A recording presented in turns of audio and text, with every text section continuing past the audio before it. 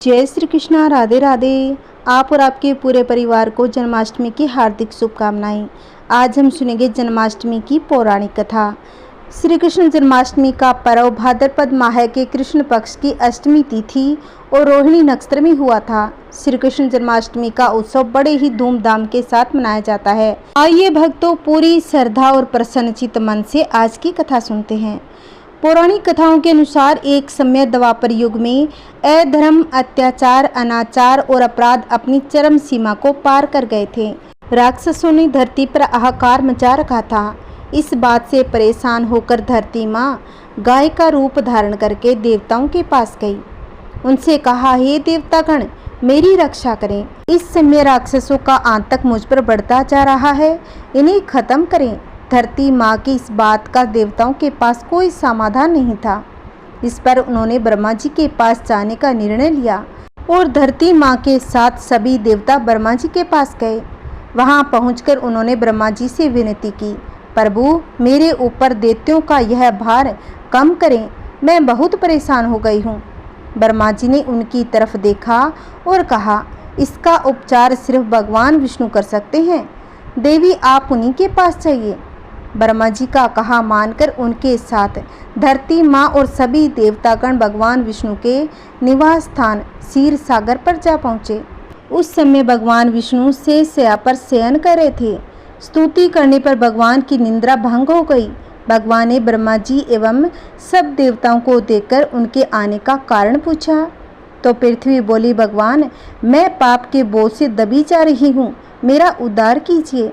यह सुनकर भगवान विष्णु उन्हें आसक्त करते हुए बोले, चिंता न करें, मैं नर अवतार लेकर पृथ्वी पर आऊँगा, इसे पापों से मुक्ति प्रदान करूँगा। मेरे अवतार लेने से पहले कश्यप मुनि मथुरा के यदुकुल में जन्म लेकर वसुदेव नाम से प्रसिद्ध होंगे।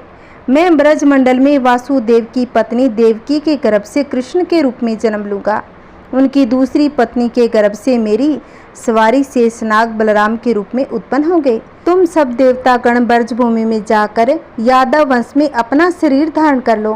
कुरुक्षेत्र के मैदान में पापी क्षत्रियों का संहार कर पृथ्वी को पापों से भार मुक्त करूंगा। इतना कहकर भगवान विष्णु वहां से अंतर्ध्यान हो गए।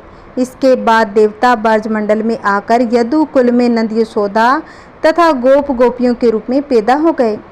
वह समय भी जल्द आ गया। द्वापर युग के अंत में मथुरा में अयाति वंश के राजा उग्रसेन राज्य करता था। राजा उग्रसेन के पुत्रों में सबसे बड़ा पुत्र कंस था। देवकी का जन्म उन्हीं के यहाँ हुआ था। इस तरह देवकी का जन्म कंस की चचेरी बहन के रूप में हुआ। कंस ने उग्रसेन को बलपूर्वक सिंहासन से उतारकर जेल में डाल दिया और स्वयं राजा बन गया। इधर कश्यप ऋषि का जन्म राजा सूरसेन के पुत्र वसुदेव के रूप में हुआ। कालांतर में देवकी का विवाह यादव कुल में वसुदेव के साथ संपन्न हो गया। कंस देवकी से बहुत स्नेह करता था, पर जब कंस देवकी को विदा करने के लिए रथ के साथ जा रहा था तो आकाशवाणी हुई कि हे कंस, जिस देवकी को तू बड़े प्रेम से विदा करने आया है, उसका 8वां पुत्र तेरा संहार करेगा।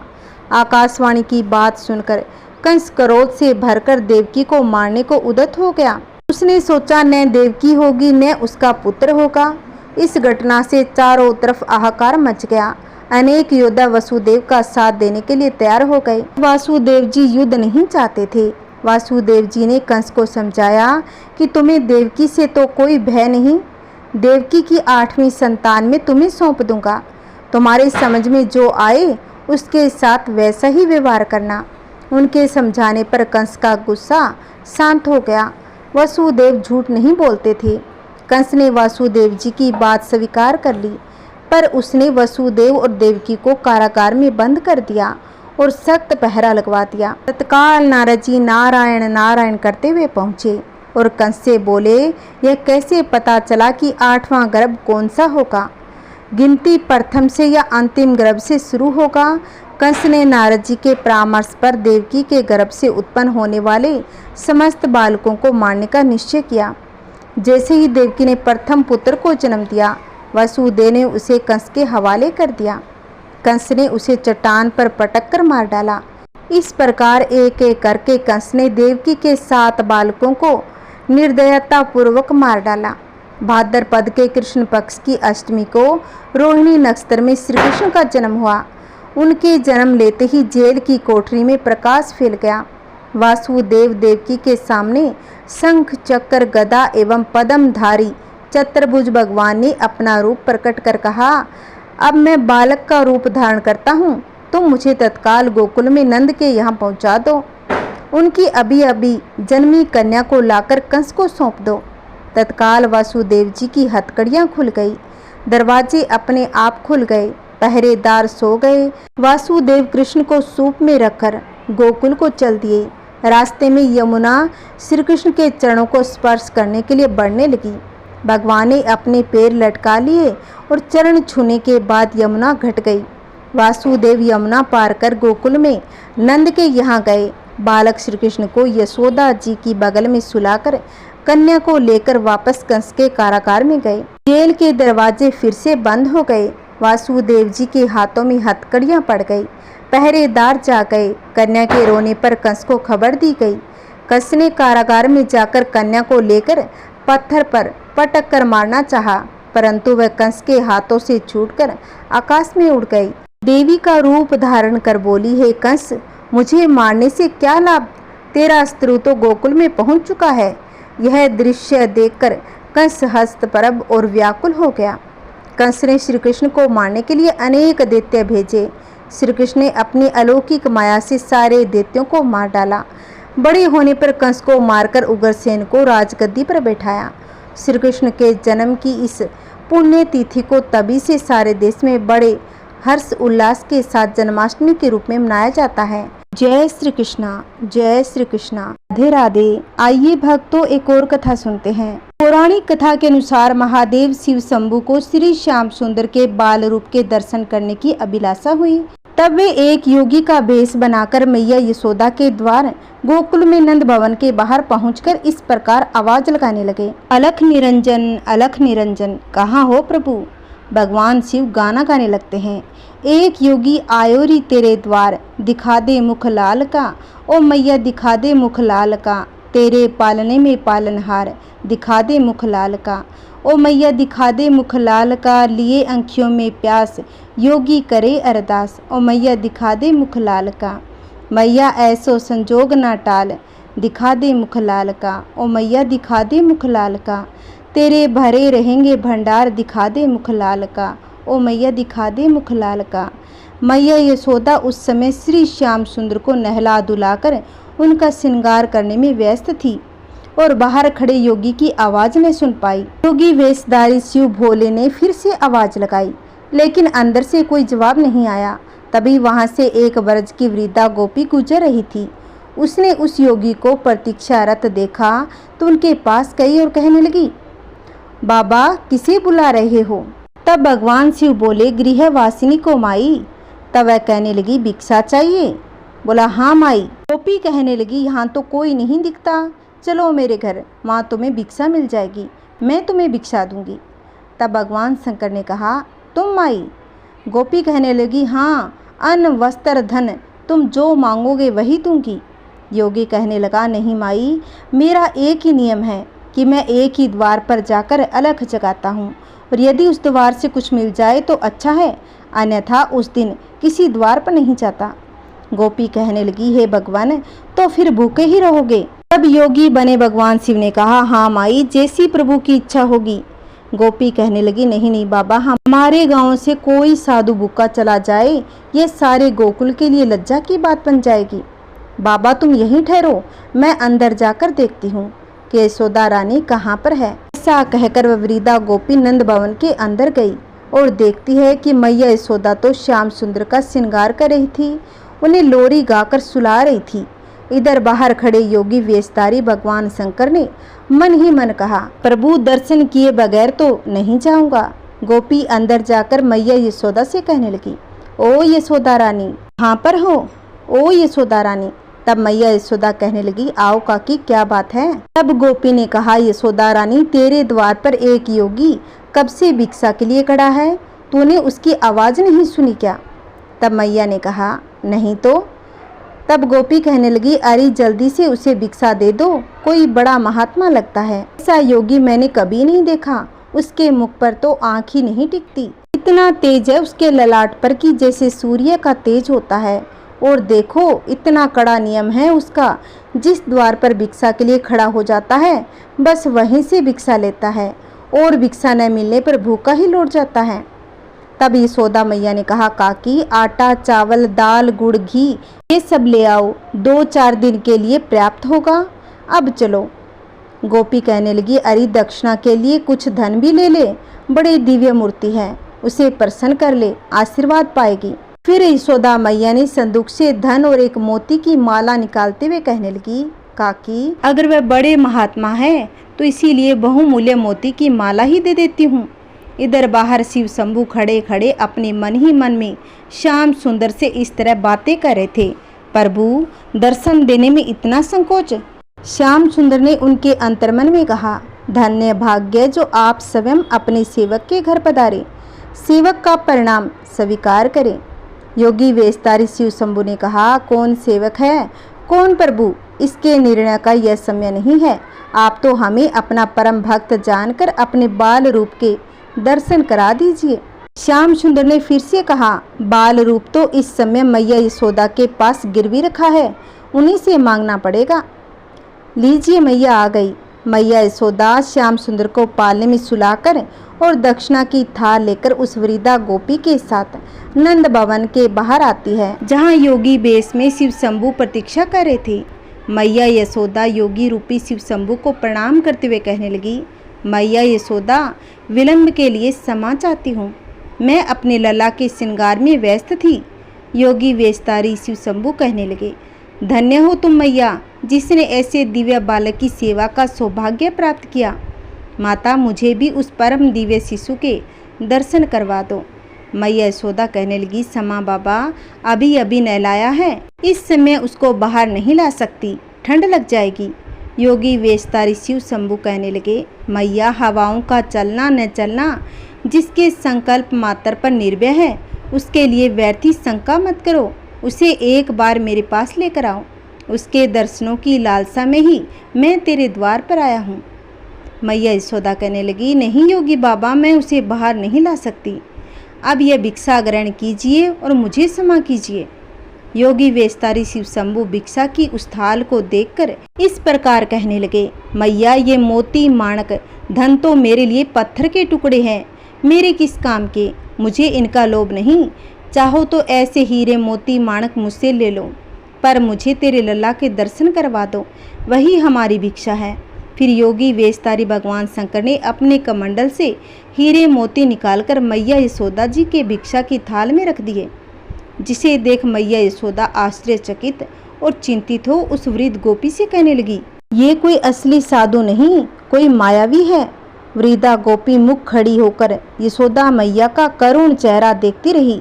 फिर मैया यशोदा अपनी आंखों में आंसू भर के योगी वेशधारी शिव शंभू से कहने लगी, देखो बाबा, तुम जैसे कई मायावी इससे पहले भी आ चुके हैं, सभी इसी प्रकार की चिकनी चुपड़ी बातें करते हैं। तेरा लल्ला तो बड़ा दिव्य बालक है, उसका दर्शन करा दे, उसे मेरी गोद में दे दे। और फिर सब के सब उसका अनिष्ट करने की चेष्टा करते हैं। मेरे लाल ने आप लोगों का क्या बिगाड़ा है जो आप लोग उसके शत्रु बन गए हैं। और फिर बहुत ही कड़े शब्दों में मैया यशोदा ने कहा, भिक्षा चाहिए तो ले लीजिए, अन्यथा अपने स्थान को बदलिए, मैं अपने लल्ला को बाहर तो नहीं निकालूंगी। योगी वेशधारी शिव शंभू ने कहा, ओ मैया ऐसे कठोर वचन मत बोलो, मैं तो बहुत ही दूर से आया हूँ, कैलाश पर्वत से आया हूँ। मैया यशोदा फिर कठोर शब्दों से बोली, कैलाश में थे तो वहीं भगवान शिव के साक्षात दर्शन कर लिए होते, यहाँ क्या काम है। अब योगी बोले, मैया भगवान के साक्षात दर्शन करना तो कोई कठिन कार्य नहीं है, परंतु उनके बाल स्वरूप के दर्शन करना अत्यंत दुर्लभ है। उसी की लालसा में तेरे द्वार पर आया हूँ, कई युगों के बाद ही यह दर्शन मिलते हैं। मैया यशोदा ने कहा, नहीं नहीं योगी बाबा, मुझे क्षमा करो, मैं उसे बाहर नहीं लाऊंगी। मेरे पति की आज्ञा है कि किसी भी अनजान व्यक्ति के सामने अपने लल्ला को मत लाना। इस प्रकार अपने फैसले पर अड़िग देखकर भगवान श्याम सुंदर ने श्री योगमाया को पूर्णमासी भुआ, जो कि स्वयं भगवती योगमाया है, भगवान के जन्म से पूर्व से ही गोकुल में आ गई थी, के रूप में उस स्थान पर भेजा जहाँ पर वह वाद विवाद चल रहा था। पूर्णमासी बुआ ने कहा, ये अनजान व्यक्ति नहीं है, ये अनजान व्यक्ति नहीं, मैं इन्हें अच्छी प्रकार से जानती हूँ। मैंने कहा था ना कि गोकुल में आने से पहले मैं काशी में रहती थी, नहीं इनके दर्शन किए थे। ये सचमुच परम दिव्य शक्ति है, ये शक्ति पति है। ऐसा कहते हुए पूर्णमासी बुआ आंखों में आंसू की धार लिए भगवान शिव के चरणों में अपना शीश रखकर उन्हें प्रणाम करती है और उठकर यशोदा मैया से कहती है, इन्हें लल्ला के दर्शन करा दे, इन्हें एक बार दर्शन करा दे, इनका आशीर्वाद पाकर तेरा लल्ला बड़ा प्रसन्न हो जाएगा। मैया यशोदा विस्मृत मुद्रा में पूर्णमासी बुआ से कहने लगी, पूर्णमासी बुआ क्या तुम सच कह रही हो? तुम इन्हें जानती हो? तब कहा, हारी यशोदा रानी, मैं इन्हें भली भांति जानती हूँ। अरे यह तो तेरा सौभाग्य है जो तेरे लल्ला का प्रेम इन्हें तेरे द्वार पर ले आया। मैया ने कहा, परंतु इनकी वेशभूषा तो देखिए, लंबी लंबी जटा, बदन में बबूत और गले में सांपों की माला लगाए हुए हैं। लल्ला तो इनको देखकर वैसे ही डर जाएगा। नहीं बाबा, मैं नहीं दिखाऊंगी मेरे लल्ला को। बेचारी भोली भाली मैया को क्या पता कि उनके द्वार पर स्वयं भगवान सदाशिव पधारे हैं।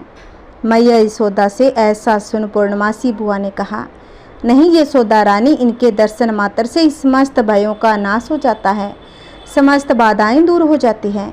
मुझ पर विश्वास करो, मैं कभी तुमसे झूठ नहीं कहूँगी। वृद्धा गोपी ने पूर्णमासी बुआ का समर्थन करते हुए कहा, अरे यशोदा रानी, ये पूर्णमासी बुआ कभी झूठ नहीं बोलती। तुम्हें याद है जब वो पहले पहले गोकुल में आई थी, तब इसी ने तुम्हें आशीर्वाद दिया था ना, तुम्हें भी लल्ला होगा। उस समय तुम सब लोग तो आशा छोड़ चुके थे। ये सदा सच बोलती है, सो इसकी बात मान ले। पूर्णमासी बुआ ने कहा, बेटी लल्ला को बाहर लेकर आ। तब मैया ने कहा, लल्ला को इनके हाथ में नहीं दूंगी। तब कहा, अच्छा लल्ला को तो ले आ, ये दूर से ही आशीर्वाद दे देंगे। जा जा ले आ लल्ला को।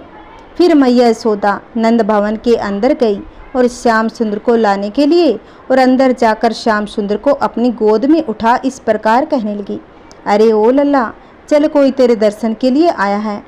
मैया यशोदा श्याम सुंदर को बाहर ले आई, जिसे देख योगी वेशधारी शिव शंभु प्रेम से गदगद हो गए। श्याम सुंदर के बाल स्वरूप को टकटकी लगाए निहारने लगे, जैसे पूर्णिमा की रात को चकोर चांद को टकटकी लगाए निहारते रहते हैं। मैया ने कहा, लो योगी बाबा, लल्ला को देख लो और अपना आशीर्वाद दे दो। भगवान शिव शंभु अपने प्रिय श्याम सुंदर के इस बाल स्वरूप को देखकर उन्हें नमस्कार करते हैं और श्याम सुंदर भी चेहरे पर मधुर मधुर मुस्कान लिए उन्हें देखते हैं और फिर शिव शंभु मैया यशोदा से इस प्रकार कहते हैं, या आज्ञा हो तो इनके चरणों में अपना मस्तक रख लूं। तब मैया ने कहा, नहीं नहीं, मैं मेरे लल्ला को छूने नहीं दूंगी। तब पूर्णमासी बुआ भगवान शिव से कहती है, पहले अपनी चरण रज तो दीजिए। ऐसा कहकर पूर्णमासी बुआ शिव शंभु की चरण रज ले लल्ला श्याम सुंदर के ललाट पर लगा देती हैं। शिव शंभु की चरण रज श्याम सुंदर के ललाट में पड़ते ही श्याम सुंदर मन ही मन में शिव शंभु से कहते हैं, धन्यवाद प्रभु, धन्यवाद। अंतर्यामी भगवान शिव श्याम सुंदर की मन ही मन को बात को सुनकर इस प्रकार कहते हैं, यह कहाँ का न्याय है स्वामी कि हम इतनी दूर से आकर भी आपके बाल रूप का आलिंगन भी ना कर सके। जिन श्री चरणों से निकली पवित्र गंगा को हम अपने शीश पर धारण करते हैं, उन श्री चरणों को एक बार तो छू लेने दीजिए प्रभु। और फिर भगवान शिव शंभु अपने ही शरीर के एक अदृश्य प्रतिबिंब एक श्री श्याम सुंदर के चरणों का स्पर्श करते हैं, उनकी स्तुति कर ऐसे कहते हैं जो कि भगवान श्री श्याम सुंदर को अति प्रिय है। उसके बाद योगी वेशधारी शिव शंभु मैया यशोदा से झूम झूम के नाच नाच कर कहते हैं, युग युग जिए तेरो लाल, ओ मैया युग युग जिए तेरो लाल, मेरे नैना भय रे निहाल, निरख मुख लाल का प्यासी आँखियाँ हुई रे निहाल। तब मैया यशोदा कहने लगी कि बाबा आप अपनी भिक्षा तो ले जाइए। तब महादेव ने झूमते हुए कहा, रख ले हीरे मोती तेरे, ये पत्थर किस काम के मेरे, योगी हो गया माला माल, निरख मुख लाल का, मैं तो हो गया माला माल निरख मुख लाल का। ऐसा कहते योगी बेस्तारी शिव शंभु वहाँ से अंतर ध्यान हो गए। ऐसा अनुपम दृश्य देख स्वर्ग लोक से समस्त देवी देवता प्रसन्न हो पुष्पों की बारिश करने लगे। ये श्री राधा रानी की जय। आइए भक्तों, कान्हा और कुम्हार की एक सुंदर सी कथा और सुन लेते हैं। एक समय की बात है, यशोदा मैया प्रभु श्री कृष्ण के उलावनों से तंग आ गई थी। छड़ी लेकर श्री कृष्ण की ओर दौड़ी।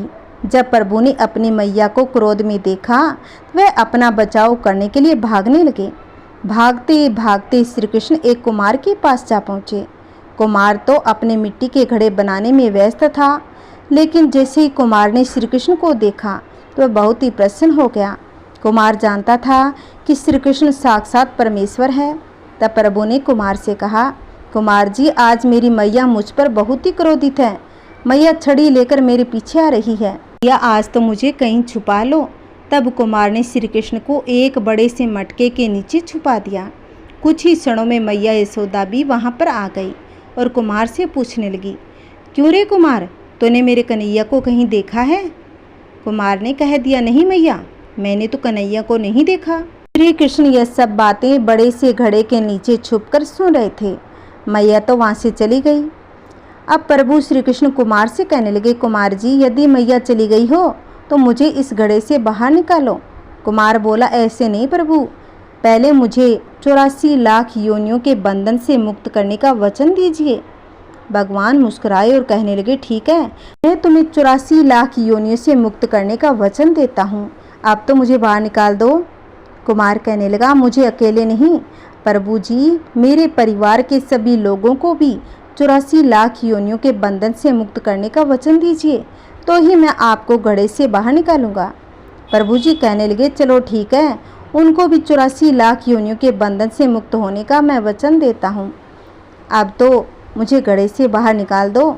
अब कुम्हार कहने लगा, बस प्रभु जी, एक विनती और है, उसे भी पूरा करने का वचन दे दो, मैं आपको घड़े से बाहर निकाल दूंगा। भगवान कहने लगे, वो भी बता दे, क्या कहना चाहते हो? कुम्हार कहने लगा, प्रभु जी, जिस घड़े के नीचे आप छुपे हो उसकी मिट्टी मेरे बेलों के ऊपर लाद के लाई गई है। मैं इन बेलों को भी 84 के बंधन से मुक्त करने का वचन दो। भगवान ने कुम्हार के प्रेम पर प्रसन्न होकर उन बेलों को भी 84 के बंधन से मुक्त होने का वचन दे दिया। प्रभु बोले, अब तो तुम्हारी सब इच्छा पूरी हो गई, अब तो मुझे बाहर निकाल दो। कुम्हार कहने लगा, अभी नहीं भगवान, बस एक अंतिम इच्छा और है, उसे भी पूरा कर दीजिए, और वह यह है, जो भी प्राणी हम दोनों के बीच के इस संवाद को सुनेगा उसे भी आप 84 लाख योनियों के बंधन से मुक्त करोगे। बस ये वचन दे दो तो मैं आपको इस घड़े से बाहर निकाल दूंगा। कुम्हार की प्रेम भरी बातों को सुनकर प्रभु श्री कृष्ण बहुत ही प्रसन्न हो गए और कुम्हार की इस इच्छा को भी पूरा करने का वचन दे दिया। फिर कुम्हार ने बाल श्री कृष्ण को घड़े से बाहर निकाल दिया, उनके चरणों में दंडवत प्रणाम किया तथा प्रभु के चरणों को धोया। अपनी पूरी झोंपड़ी में चरणामृत का छिड़काव किया। प्रभु जी के गले लगकर इतने रोए कि प्रभु में विलीन हो गए। जरा सोचे, जो बाल श्री कृष्ण 7 कोस लंबे चौड़े गोवर्धन पर्वत को अपनी छोटी उंगली पर उठा सकते हैं, तो क्या वो एक घड़ा नहीं उठा सकते थे? लेकिन बिना प्रेम रीझे नहीं नटवर नंद किशोर, कोई कितने भी यज्ञ करे, अनुष्ठान करे, कितना भी दान करे, चाहे कितनी भी भक्ति करे, लेकिन जब तक मन में प्राणी मात्र के लिए प्रेम नहीं होगा, प्रभु श्री कृष्ण नहीं मिल सकते। बोलिए श्री कृष्ण भगवान की जय। जय श्री कृष्णा, राधे राधे, ओम नमः शिवाय। आइए सुनते हैं आरती। आरती कुंज बिहारी की, श्रीधर कृष्ण मुरारी की। आरती कुंज बिहारी की, श्रीधर कृष्ण मुरारी की। गले में वैजंती माला, बजावे मुरली मधुर बाला। कण में कुंडल झलकाला, नंद के आनंद नंद लाला। गगन सम अंग कांति काली, राधिका चमक रही आली। तन में ठाडे बनमाली, भरमर सी अलक, कस्तूरी तिलक, चंदर सी छलक। ललित छवि श्यामा प्यारी की, आरती कुंज बिहारी की, आरती कुंज बिहारी की। कनन में मोर मुकुट बिल से, देवता दर्शन को तरसे। गन से सुमन राशि बरसे, ये मुचरंग मधुर मृदंग, ग्वालिनी संग अतुल रति गोकुल कुमारी की, आरती कुंज बिहारी की। जहाँ से प्रगट भई गंगा, कलुष कलिहारिणी गंगा, स्मरण से होत मोह भंगा। बसी शिव संग जटा के बीच, हरे अग की चरण छवि बनवारी की, आरती कुंज बिहारी की। चमकती उज्जवल तट रेणु, बज रही वृंदावन वेणु। चहु दिशि गोपी ग्वाल धेनु, मस्त मृदु मंद चांदनी चंद। टत भव फंद टेर सुन दीन दुखारी की, श्रीधर कृष्ण मुरारी की, आरती कुंज बिहारी की, श्रीधर कृष्ण मुरारी की। जय श्री कृष्णा, राधे राधे, ओम नमः शिवाय। अगर ये मेरी कथा अच्छी लगी है तो वीडियो को लाइक शेयर कमेंट सब्सक्राइब जरूर करना। ओम नमः शिवाय।